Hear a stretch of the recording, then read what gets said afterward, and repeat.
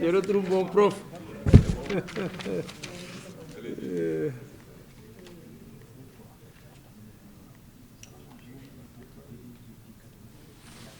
Voilà, merci beaucoup. Bon, c'est un honneur pour nous de participer à ce panel extrêmement intéressant, les PME, PMI et l'industrialisation. Donc, ce panel va se dérouler dans un contexte où on a une école d'excellence qui est l'ESP, qui existe depuis 1964. Et cet ESP que notre cher professeur avait dirigé pendant 6 ans, le professeur Sock, a formé pas moins de 30 000 alumni qui aujourd'hui occupent des postes très importants dans différentes entreprises de notre pays et de la sous-région ouest-africaine et africaine en général. Parce que nous avons pas moins de 22 nationalités qui viennent faire leur formation au niveau de l'école supérieure polytechnique. Nous avons aujourd'hui autour de 5 000 étudiants à l'ESP qui sont formés dans 6 départements. Un département génie chimique et biologie appliquée, le département génie électrique, le département génie mécanique, le département génie civil, le département informatique et un grand département de gestion. Autrement dit, nous formons pratiquement dans tous les métiers de l'industrie, ce qui rend l'écosystème à l'ESP favorable à la promotion de l'entrepreneuriat. Et c'est la raison pour laquelle nos produits, ceux qui sortent de l'ESP, s'insèrent très facilement dans le tissu industriel. Nous formons des techniciens supérieurs, mais aussi des ingénieurs et des managers. Et récemment, nous avons même ouvert une formation en DESCOGEF DECOFI qui prépare à l'expertise comptable. Donc, nous sommes aujourd'hui dans un contexte où le Sénégal doit se doter d'un secteur privé national fort pour atteindre ses différents objectifs de développement. Mais malgré tout cela, nous avons une très faible implication des universitaires dans le processus de développement de ce pays. C'est comme dire que si nous étions totalement absents des politiques de développement. Je pense que ce panel vient corriger en partie cette anomalie qu'on a vécue pendant très très longtemps dans ce pays-là. Donc, les challenges à relever pour le développement sont nombreux. Bon, parmi ces challenges, nous avons fort besoin de développement industriel, notamment dans la deep tech, avec les systèmes embarqués, les robotiques, automobiles, biotechnologie, puces électroniques, et l'ESP a des compétences dans tous ces domaines-là. Et la mise en place aussi de plateformes technologiques, donc qui va être l'interface entre les prototypes de laboratoire et la mise à l'échelle industrielle. Ça, c'est important pour nous. La promotion de l'expertise aussi sur les process industriels pour la mise à l'échelle. Ça, c'est le chaînon manquant pour passer du laboratoire à l'échelle industrielle. Et je pense que là, on a besoin de promouvoir des experts dans ce domaine-là. L'augmentation du financement et de l'accompagnement des startups. Bon, il y a des débuts timides. Il y a l'ADER qui nous accompagne. Il y a d'autres structures de l'État. Mais c'est resté à l'état vraiment extrêmement timide. La solution que nous proposons à l'ESP aujourd'hui pour booster l'entrepreneuriat, c'est un concept qu'on appelle le concept de forge. Qu'entend-on par forge? La forge a aujourd'hui 4 composantes. 4 composantes, à savoir la Forge Academy. Et c'est dans cette Forge Academy qu'on renforce les capacités de nos futurs entrepreneurs en leur dotant de nouvelles compétences qu'ils n'ont pas pu acquérir lors de leur formation. Ensemble, nous avons la Forge Accélérateur, c'est l'incubateur. C'est l'incubateur. Ensuite, la Forge Factory. Dans cette Forge Factory, il y a la mise en relation avec le monde industriel. Si vous êtes aujourd'hui industriel et que vous avez besoin de délocaliser votre service recherche et développement, l'ESP est prête à vous accueillir. Et ensuite, nous avons la Forge Venture, ça c'est pour les levées de fonds. Et c'est extrêmement important. L'ESP est en train de mettre en place des fonds, mais on a besoin aussi de l'apport d'autres partenaires pour pouvoir renforcer cette Forge Venture. Et notre mission dans cette forge-là, c'est de créer un cadre d'innovation et d'entrepreneuriat pour les élèves ingénieurs, les chercheurs, les PATS de l'École supérieure polytechnique, mais de tout ce qui gravite autour de l'université Cheikh Anta Diop, mais aussi même des autres universités partenaires peuvent venir au niveau de la forge. C'est aussi accompagner et soutenir les projets et les initiatives entrepreneuriales des polytechniciens. Je disais que c'est encore beaucoup plus large que ça. Et tout ce qu'ils veulent entreprendre, qui ont des projets, peuvent venir les développer au sein de l'École supérieure polytechnique. Et promouvoir aussi toutes les initiatives entrepreneuriales contribuant au service à la communauté. Et dans ce cadre-là, nous avons le club Enactus qui s'affaire un peu dans l'entrepreneuriat social. Et aujourd'hui, il y a des résultats extrêmement probants qui ont été obtenus. Notamment, ces jeunes étudiants ont accompagné les populations rurales de Ngagne Sabakh, où il y avait un taux de malnutrition extrêmement élevé. Les étudiants de l'ESP, le taux de malnutrition a été évalué autour de 15%, sont venus proposer les résultats de la recherche au niveau de certains départements, en proposant aux populations une farine infantile qui a été avec une formulation sur la base des produits locaux disponibles au niveau de la localité. Donc c'est la raison pour laquelle, au bout d'un certain moment, la mesure d'impact a permis de voir que le taux de nutrition avait baissé jusqu'à pratiquement zéro.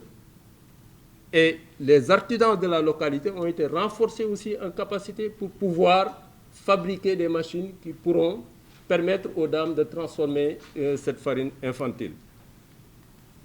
Voilà, au niveau de la Forge Factory, sur laquelle je vais m'appesantir un peu. Aujourd'hui, on a le projet commun avec la DER de Carapit émergent. Nous avons aussi une première entreprise française qui va venir s'installer à l'ESP et va exploiter les compétences des étudiants et des enseignants-chercheurs de l'ESP pour faire de la recherche et développement. Nous indicomatique, nous avons aussi des relations avec Malvin Strasse, qui est un bailleur aussi.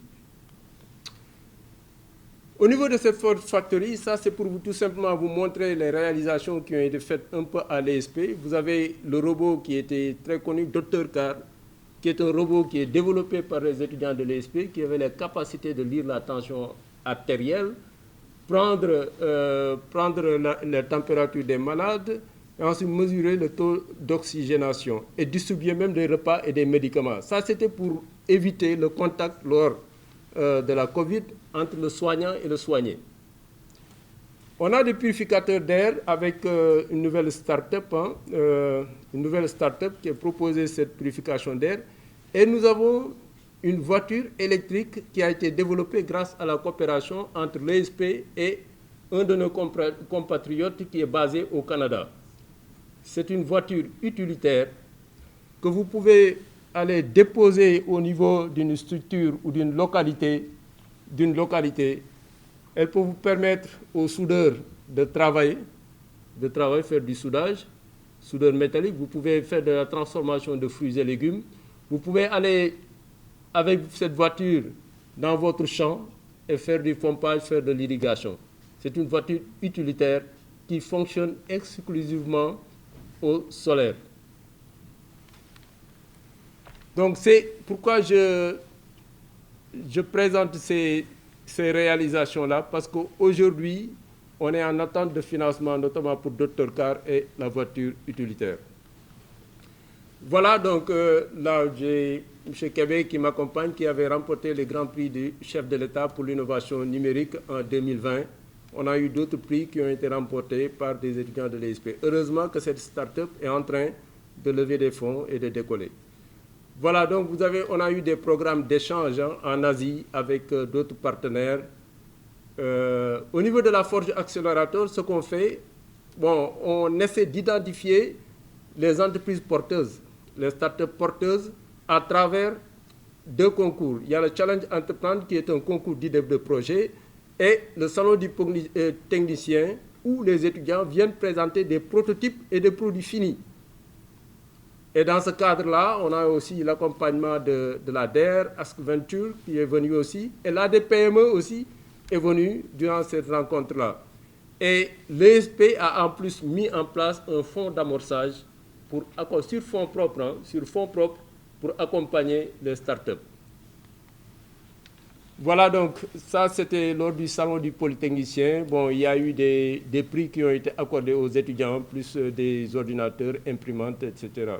Et les étudiants, donc il y avait l'ADER, Askeventure et l'ADPME. Pour nos champions, aujourd'hui on a Arotech qui a développé un prototype qui permet de faire des produits roulés.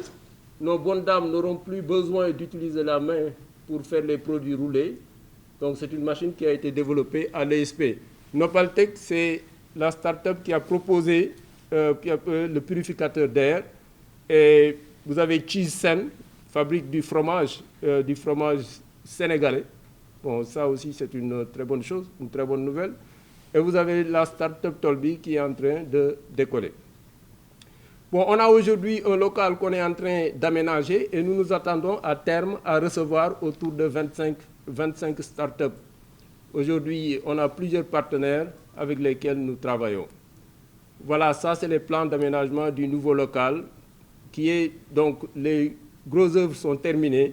Donc on va tout simplement dans un proche avenir terminer l'aménagement du local pour favoriser encore davantage l'entrepreneuriat au sein de l'ESP. Voilà, le coût d'aménagement global est évalué à 80 millions, c'est pour 2 mois. Et pour nos recommandations, je pense à l'endroit de tous les décideurs qu'il faut davantage soutenir la recherche appliquée répondant aux besoins de la société. Je pense que l'État gagnerait à proposer lui-même ses différents projets par rapport à des thématiques de recherche. Et là, des équipes pourraient se mettre ensemble pour essayer d'adresser ces problématiques-là et trouver des solutions à proposer à l'État. Et l'accompagnement des universités et des écoles d'ingénieurs dans la mise à l'échelle des solutions développées. Il y a énormément de projets de création d'entreprises qui dorment aujourd'hui dans les tiroirs parce qu'il y a ce petit chaînon manquant qu'il faudra vraiment mettre. Ensuite, la mise en place de plateformes technologiques. Je disais que c'est l'endroit qui va permettre de passer des expériences de laboratoire au milieu à l'échelle industrielle et favoriser les échanges de transfert de compétences avec les pays industrialisés. Donc, sur ce, je vous remercie de votre attention. Merci beaucoup. Merci beaucoup. Vous nous avez fait gagner encore 1 minute par rapport. C'est déjà ça, on avance lentement mais sûrement. Alors, le prochain, donc, ce défi à relever, c'est maintenant d'être dans les 10 minutes. Et ça va être la discipline. Notre collègue Alain Guissen, qui est le président de la commission économie et finances de la CNES, C'est bien ça. la Confédération nationale des employeurs du Sénégal. Il t'envoie la dernière. C'est sa clé. Ah, j'espère qu'il t'envoie la J'ai même pas eu le temps de... T'as pas regardé? Donc il l'a fait tout de suite. Ok.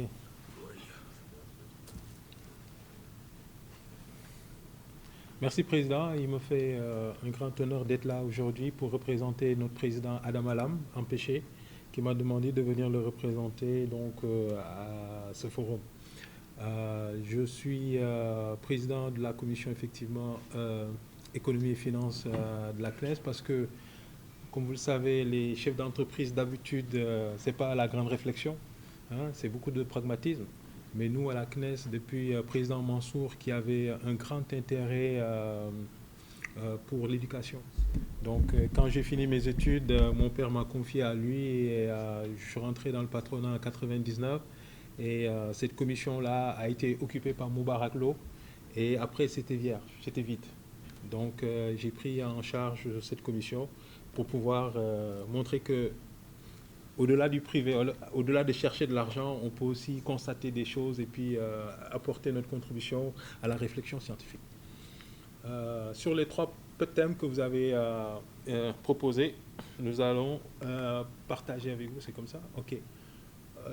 Pour la problématique, c'est les documents, hein. C'est une revue de littérature que nous croyons être utile parce que quand on dit industrialisation, il y a des expériences de réussite. Et il y a un sommet qui m'a marqué beaucoup, le sommet de Busan en 2018, où il y avait le président de la Banque mondiale qui était sud-coréen, il y avait le président de la BAD, et les deux ne s'entendaient pas. Ne s'entendaient pas parce que le président de la BAD disait qu'il faut qu'on s'industrialise comme la Corée, c'est possible, on peut le faire. Et l'Éthiopie avait dit on va faire le textile, la Côte d'Ivoire, on va faire l'agro-industrie, tout le monde. Et le président de la Banque mondiale avait dit non, c'est pas comme ça. En tout cas, lui, c'était pas comme ça que vous le voyez. Et qu'il fallait investir dans l'éducation et la santé.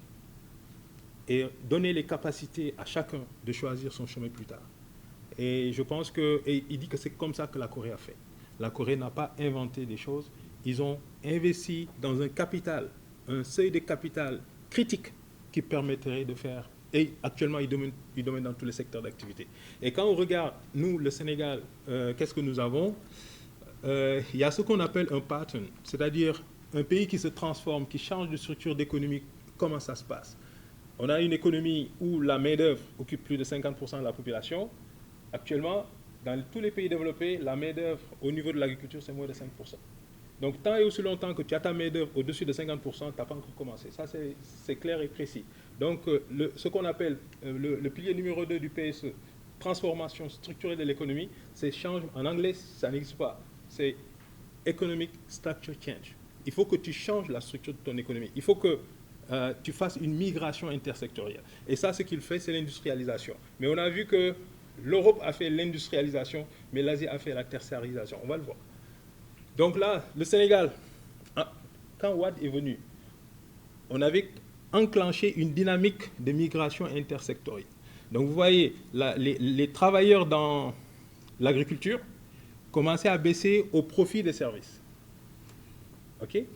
Mais après, ça a échoué, et aussi au profit de l'industrie. Mais après, ça a échoué, et il y a eu une reprise, je ne sais pas si c'est un bon français, mais c'est ce que je veux dire, une reprimérisation du tissu économique. Effectivement, c'est vrai, actuellement, même ceux qui sont en ville veulent faire des fermes dans les... moi, en tout cas, moi, je veux faire ma ferme d'agriculture, à Ngaïmeché, là-bas. Pourquoi? Parce que tu gagnes plus. Aujourd'hui, tu peux faire l'agriculture et gagner plus que ton salaire de banquier, etc. On a un passé lourd, dont nous sommes fiers. Mais pourquoi c'est parti? Beaucoup d'entreprises sont en faillite. Tout ce que vous voyez en noir, vous qui êtes nos aînés, vous allez voir, hein, vous connaissez Bata. Moi, j'ai connu Bata quand j'étais jeune.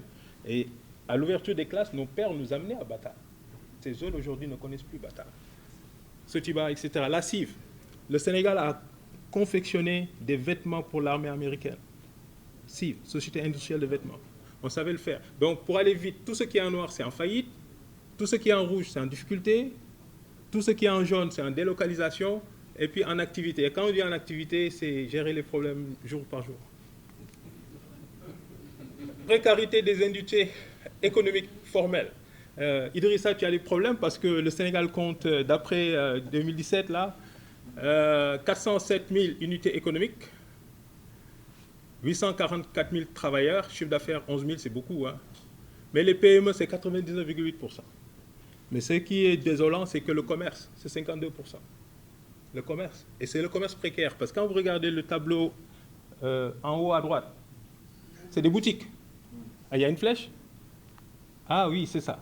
Merci, c'est la technologie, ça. Donc quand vous voyez ici, les boutiques, les ateliers, okay, les magasins, c'est ça notre commerce. Et nous, on le sent, on le voit. Ce n'est pas des parcs industriels ou ce qu'on nous a présenté ce matin. Allez-y à Soumbédioune, les menuisiers, ils sont dans les garages. C'est la vérité.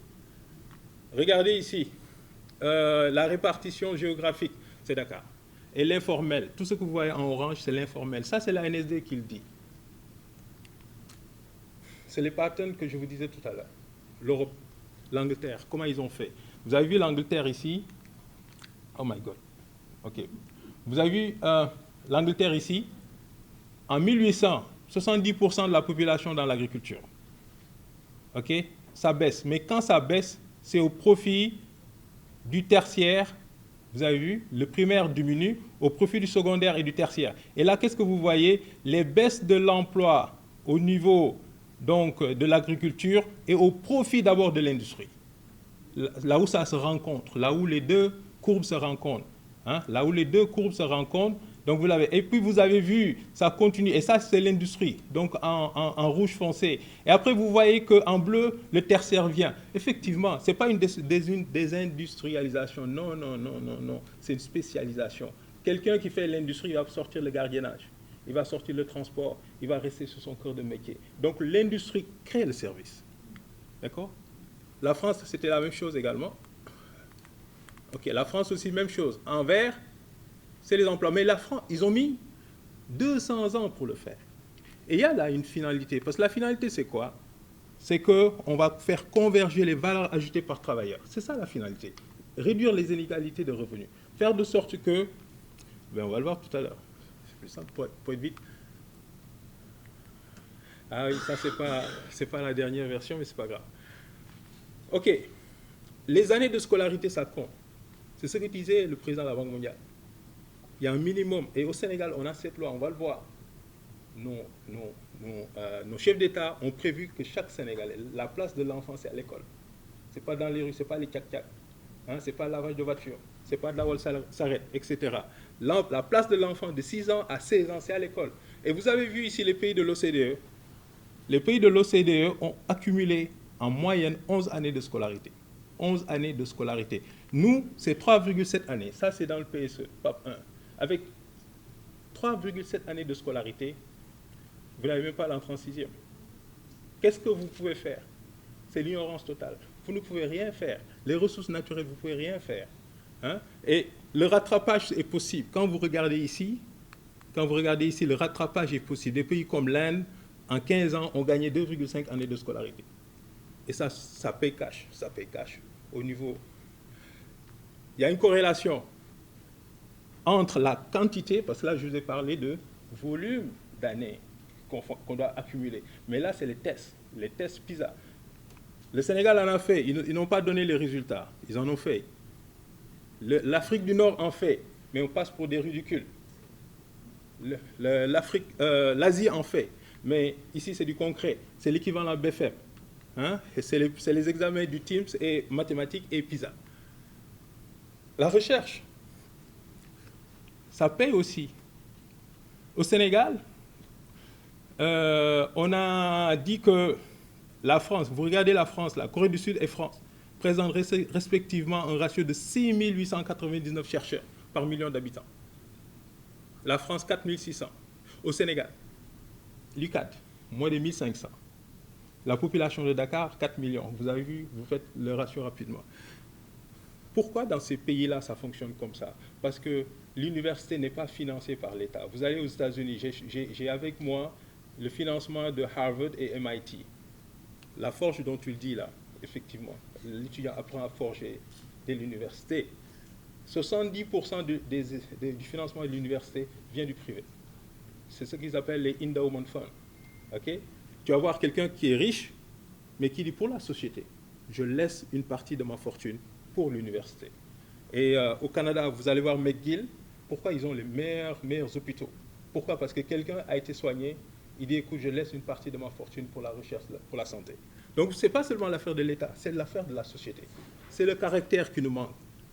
Le plus grand caractère qu'on peut avoir et accepter, c'est l'ignorance. Et continuer à vivre, et continuer à se faire percevoir d'être faible, et d'être à l'aise sur cette position d'être perçu d'être faible. Mais quelqu'un qui est dans la recherche, quelqu'un qui est dans la formation, il n'a pas ce caractère. Et c'est ce caractère qu'il faut bâtir. C'est ce que le président de la Banque mondiale disait. Il faut qu'on ait un caractère. Et le prix, on va le voir. Edmund Phelps l'a dit. Il dit qu'un pays qui a une croissance a du caractère. Là, vous voyez, qu'est-ce qui se passe au Sénégal? C'est ce que j'ai mis ici. C'est ce que j'ai mis ici. Mais regardez ce qui s'est passé en Corée du Sud. La même chose, plus de 50% de la population dans l'agriculture, ça baisse. Et l'industrie prend la relève et les services. Non, excusez-moi, ça c'est les services. Le rouge, c'est les services. Vous avez vu? Donc, l'industrie est là. Mais quand la population dans l'agriculture a baissé, ça a été au profit des services. Ça a été une tertiarisation précoce. Effectivement, parce que il faut robotiser, il faut programmer, etc. On n'attend pas.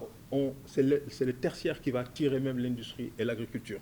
Il y a des tracteurs qui sont pilotés, il n'y a pas de...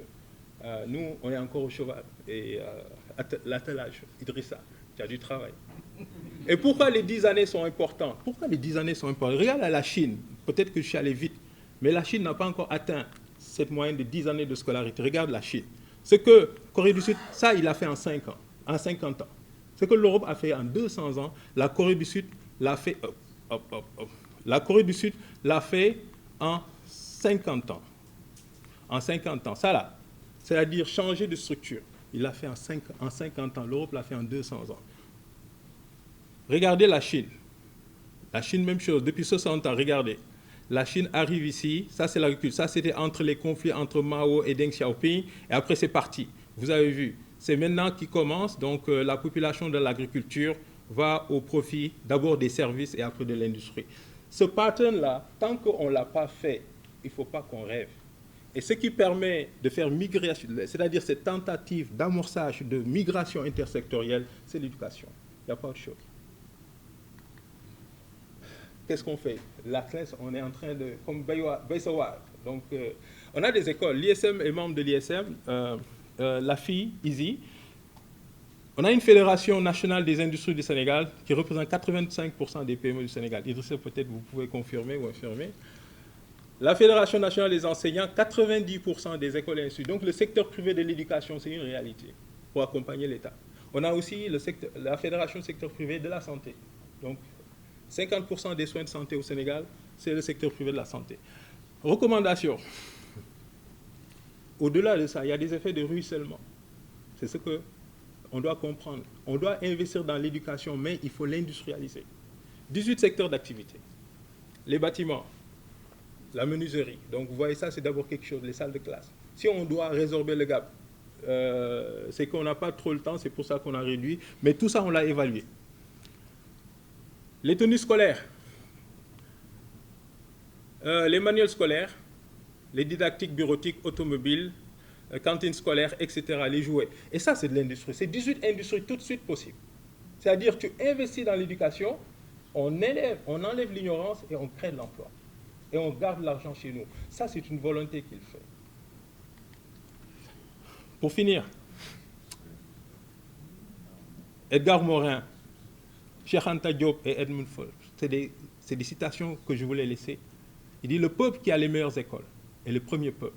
S'il ne l'est pas aujourd'hui, il le sera demain. La Corée du Sud nous a montré le chemin. Cheikh Anta Diop, il nous a laissé un conseil. Armez-vous de science jusqu'aux dents. Jusqu'aux dents, il a dit. C'est notre seule arme. Le président de la Banque mondiale a dit, le vrai capital du pauvre, c'est l'éducation.